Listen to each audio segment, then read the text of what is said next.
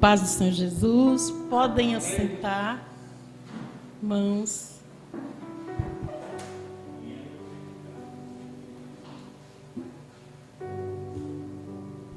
Para mim é uma honra poder cooperar, fazendo uma mensagem aqui, de acordo com a palavra de nosso Deus e Pai. Já preguei muito nessa terra, mas a obra de Deus é assim, a gente não aposenta.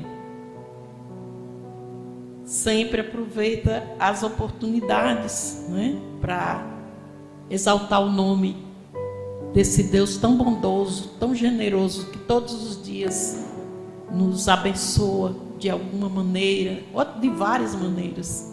Ele nos abençoa. Ai de nós, se não fosse assim, não é? Nós gostaríamos de falar um pouquinho com vocês a respeito das características de uma vida cristã. Características são adjetivos, não é? São qualidades, requisitos de uma pessoa que diz assim: eu sou crente. Deixa esse negócio de eu sou evangélico. Puseram esse nome, mas a Bíblia denomina a gente, os que seguem a Cristo, como cristãos, crentes em Jesus. E nós separamos aqui das centenas de características, até sinônimas, às vezes, uma da outra. Nós separamos 7 para falar com vocês nessa noite. O verdadeiro cristão, ele comporta-se como um filho, mesmo sabendo que é adotivo, porque o unigênito é Jesus Cristo. Está escrito lá em João 3,16. Porque Deus amou o mundo de tal maneira que deu o seu Filho unigênito, para que todo aquele que nele crê não pereça, não morra eternamente, mas tenha a vida eterna. Em João 1,12, todos conhecem esse versículo, mas diz assim: mas a todos quantos o receberam, deu-lhes o poder de serem chamados filhos de Deus, a saber, os que creem no seu nome. Você crê em Jesus? Verdadeiramente? Que bom. Você foi adotado. Eu fui adotada. Eu assisti um filme uma vez de um orfanato, mostrava um orfanato, um filme baseado em fatos reais. E de vez em quando ia um casal ali para escolher uma criança ali do orfanato para adotar. Um dos requisitos que o juizado ali exigia era que fosse até lá, depois de um certo critério, e escolhesse. E como aquelas crianças ficavam torcendo e ansiosas para serem adotadas, porque ninguém quer viver em orfanato. Orfanato é um lugar triste, um lugar de falta daquilo que é principal, a falta do pai, da mãe. E a gente estava assim nesse mundo, sem pai, sem mãe, espiritualmente falando. A humanidade se perdeu, caiu em tentação, ouviu a voz que não era a voz do Criador, ouviu a voz da criatura. Ainda hoje é assim. Muitos preferem acreditar na criatura, naquilo que foi criado, e deixam de acreditar no Criador, aquele que fez o céu, a terra, o mar e tudo que neles há. Eu quero ver um ser criado fazer chover. Eu quero ver um ser criado fazer a planta nascer, crescer e dar frutos. para matar a fome. É Ele, o Criador. É Ele que faz tudo a seu tempo, tudo criteriosamente preparado para o nosso bem-estar. Vivemos numa época em que as pessoas tentam mostrar este Criador como alguém bravo, que castiga, que tem prazer em mandar para os quintos dos infernos. Mas o Deus que a Bíblia mostra, Ele se fez homem e habitou entre nós para dizer: venha de novo para perto de mim, venha me ouvir outra vez.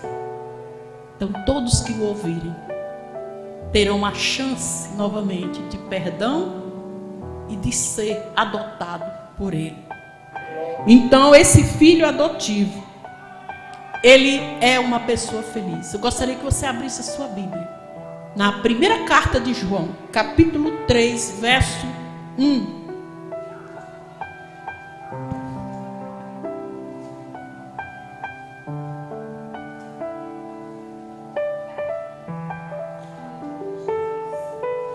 Vede quão grande amor nos tem concedido o Pai. Veja que Pai aí está com letra maiúscula, que é a mesma coisa de Abba. Vede quão grande amor nos tem concedido o Pai, que fôssemos chamados filhos de Deus. Nem ser chamada porque a gente não era. Mas somente uma pessoa conquistou esse direito para nós. Qual o nome dele? Jesus, justo, eterno, Senhor, unigênito, Salvador. O nome dele já diz tudo o que ele fez por nós. Outra característica de um cristão: dá muitos frutos. Em João 15:8 fala sobre isso. Nisto é glorificado meu Pai, Jesus mesmo falando quando esteve aqui, que deis muito fruto, assim sereis meus discípulos. Você é discípulo do Senhor, então você se preocupa com as almas perdidas. Mesmo que você não saia pregando pelas ruas, nas esquinas ou nos terminais, mas você ora, você coloca essas vidas nos seus joelhos. A arma mais poderosa para ganhar uma vida para Jesus é a oração. Às vezes a pessoa nem está sabendo. Você está lá de joelho: Pai, tem misericórdia, meu amigo. Dá compreensão, Senhor. Fala com ele, Senhor. Abençoa sua família, Deus. Salva aquela casa, Pai. A gente não pode orar especificamente por todas as pessoas que a gente conhece, mas eu duvido que quando você se ajoelha para orar em favor de salvação de vidas, Deus vai mostrando as pessoas na sua mente. Você vai passando pelas ruas em espírito, você vai vendo fulano, cicrano, vai lembrando e apresenta ao Senhor. Você contribui com missões, que é outra forma de ganhar vidas. Você não vai lá, mas tem alguém que Deus mandou ir e precisa do sustento. Eu tenho recebido todos os dias relatos de um pastor, de um missionário brasileiro que está lá na Ásia. E lá ele enfrenta muitos desafios, um clima totalmente diferente do clima do Brasil, costumes, cultura, mas ele está ali para ganhar vidas para Jesus. É o missionário, pastor David. A filhinha dele, Deus tem dado uma sabedoria tal que ela já aprendeu vários idiomas, fazendo cursos para poder evangelizar. Agora mesmo ela fez um curso na Coreia para poder falar o coreano. Então ela já esteve em vários lugares aprendendo, nos seminários, aprendendo a falar a língua dos lugares para evangelizar. Mas eles estão lá e precisam do dinheiro do Brasil. Graças a Deus eu tive o privilégio de receber um dinheiro que eu nem esperava, mas sou servidora pública e esse dinheiro veio para mim. E eu pude, né, enviar para lá uma pequena oferta. Mas não estou zerada nesse sentido em relação àquele trabalho missionário que o Senhor me apresentou. Estou orando também. Então, o verdadeiro discípulo, ele dá frutos assim, orando, contribuindo, falando, de todas as maneiras possíveis. E sabe quem vai mostrar essa maneira para mim e para você? O Espírito Santo. Porque Deus é tão bom, que além de nos salvar, dele ter vindo aqui, ressuscitou, voltou para o Pai, ele disse: não vou deixar vocês órfãos, eu enviarei o Espírito Santo. E ele vai estar com vocês todos os dias, até a consumação dos séculos. Irmãos, nós ainda somos seguidores de Jesus, por causa do Espírito Santo. Ele é o nosso guia infalível. A gente não vê, ele é como o vento que vem, a gente não sabe de onde vem nem para onde vai, mas a gente sente o efeito da presença dele trabalhando em nosso coração, dizendo: olha, você está errado, olha, você está certo, faça-se muito bem, eu fiquei feliz com isso que você fez, eu me entristeci. Ele vai falando e a gente sente, e vai consertando, e vai procurando fazer a vontade do Senhor. Outra característica do cristão verdadeiro, ele permanece na fé. Ele permanece na fé e obediência a Cristo. Em João 8, 31 e 32, fala assim: Jesus dizia, pois, aos judeus que criam nele: se vós permanecerdes na minha palavra, verdadeiramente sereis meus discípulos, e conhecereis a verdade, e a verdade vos libertará. Tem gente que fala esse versículo, só esse pedacinho aqui, como se fosse um chavão. Mas antes dele tem uma exigência: permanece. Aquela pessoa fiel, permanente. Haja chuva, sol, vento, tempestade, ela diz: eu amo meu Senhor. Jesus é bom. Deus me ama.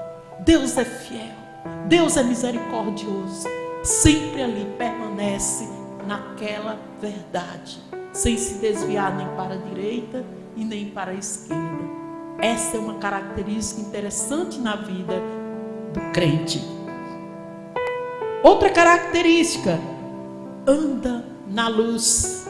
Por que anda na luz? Quem que é a luz? Quem que é a luz, amados? Vamos ver em João 8,12 quem é a luz? Falou-lhes, pois, Jesus outra vez, dizendo: eu sou a luz do mundo. Quem me segue não andará em trevas, mas terá a luz da vida. O crente odeia idolatria. E idolatria, amados, não é só imagem, não. Idolatria é também pessoas. Tem gente que idolatra filhos. Semana eu conversei com uma senhora através do WhatsApp. Eu tentei consolá-la porque ela perdeu um filho de 20 e poucos anos com aquela doença maligna chamada CA. E ela não consegue perdoar Deus porque levou o filho dela. Eu digo assim, perdoar porque assim, ela acha que Deus errou em ter levado o filho dela, não ter atendido o pedido dela de cura para o seu filho. Mas, amados, o nosso Deus, ele como autoridade suprema, ele pode dizer não. E quando ele diz não, é porque ele já viu lá no futuro uma coisa pior que iria acontecer com aquela pessoa, ao ponto até de perder a vida eterna. Deus sabe trabalhar. Quem somos nós para perguntar por que o Senhor fez isso? Podemos até dizer: para quê, Pai? Me mostra. Eu quero aprender, né? Então, quem anda com Jesus, ele tem a luz, por isso ele não precisa ser idólatra. não devemos idolatrar nada, nem mesmo a religião. Tem gente que idolatra a religião, idolatra placas, convenções, ministérios, e deixa de fazer o principal, que é seguir a luz. Outra característica do cristão, ele é solidário e deseja que o mundo inteiro seja salvo. Segue o exemplo de Cristo, que andou por toda parte fazendo o bem. Atos 10, 38. Gente, não aceita um crente morto de fome, usurário, gente ruim, natureza ruim, não aceita. O crente, ele precisa aprender com Jesus a luz, o caminho, a verdade, a vida, a ser generoso. Isso não significa que o crente precisa ser boca aberta e aceitar tudo do ímpio. Não. Quando eu digo ser generoso, é seguir o exemplo de Jesus. Entende? Sempre fazer essa pergunta: Jesus faria isso? Se você ficar com dúvida se deve ser generoso ou não com alguém, fala assim: se fosse com Jesus, ele faria isso? Se a resposta for sim, faça também.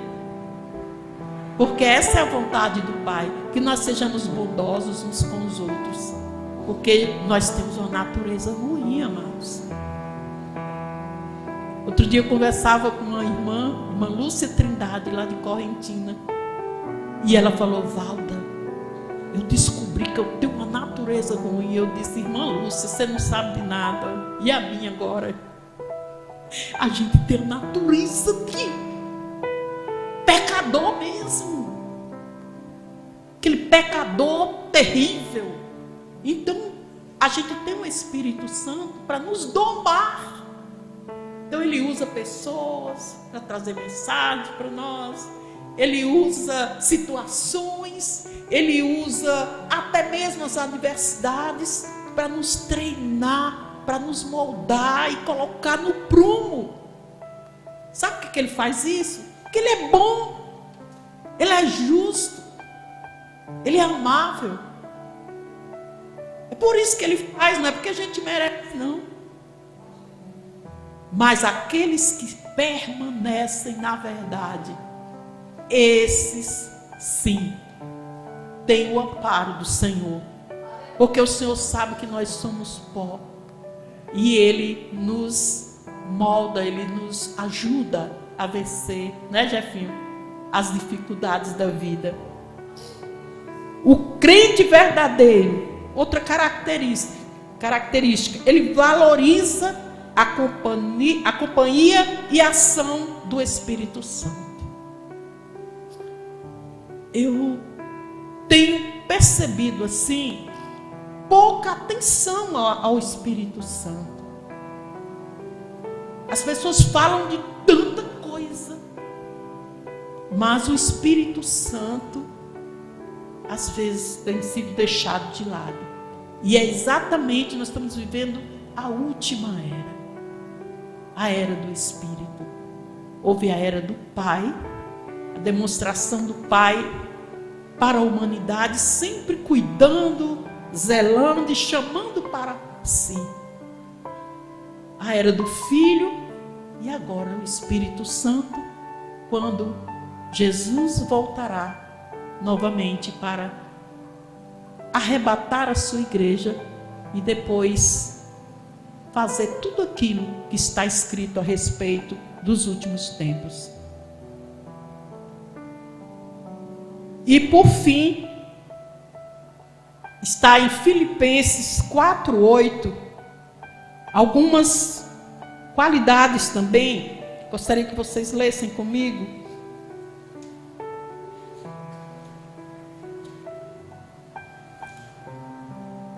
O que a palavra de Deus aconselha para quem é seguidor de Jesus? Irmã Evalange, relembrar aqui essa palavra linda. Quando o apóstolo Paulo, escrevendo à igreja em Colossos, aos colossenses, não é? Ele deu vários conselhos aos irmãos que servem para nós também. Temos este livro santo. E ele disse assim: quanto ao mais, irmãos, gostaria que vocês lessem comigo tudo, qual é a principal coisa da vida do crente? Tudo que é verdadeiro. Está bem fraco, vamos falar bem forte. Tudo o que é verdadeiro, tudo que é honesto, tudo que é justo, tudo que é puro, tudo que é amável, tudo que é de boa fama, se há alguma virtude e se há algum louvor, nisso pensai. Por isso que não assenta o crente chamar alguém de 9 dedos, chamar alguém de desgraçado, desejar a morte dos inimigos, desejar o mal para os outros. Não assenta em seguidor de Jesus. No religioso assenta, mas no seguidor de Jesus nós não devemos amaldiçoar ninguém, mas o quê? Abençoar. Deus nos chamou para isso, para abençoar, para levar o Evangelho de Cristo aos corações, para que através dessa palavra as pessoas mudem de comportamento, abrandem suas naturezas, sejam honestas e sigam a Jesus também, como nós estamos seguindo. Amém? Amém. Que assim seja. Obrigada. Aleluia, Jesus. Glória a Deus.